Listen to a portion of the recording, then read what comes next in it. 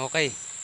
Mga guys, ito nga pala yung baboy na naninira ng tanim namin ng mga kamutihan sa bundok.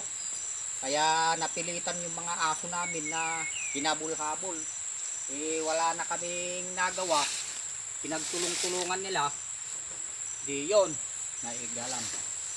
Yan, yung mga aso namin, ayan oh. Yan. Dito siya maman bidyon takas. Kasama ko sila sila parang Jod, yan. Yan. Oh, ayan mga guys. Ito dali oh. Dinali ng mga aso, hinabol-habol nila. Wala naninira kasi ng tanim. Oh, yan.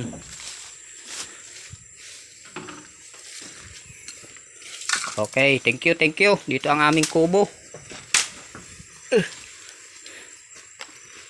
Oh, salamat. Ganito ang aming kabuhayan dito sa kabundukan. Sana pa-subscribe para inyong masubaybayan ang aming kabuhayan dito sa kagubatan. Thank you very much.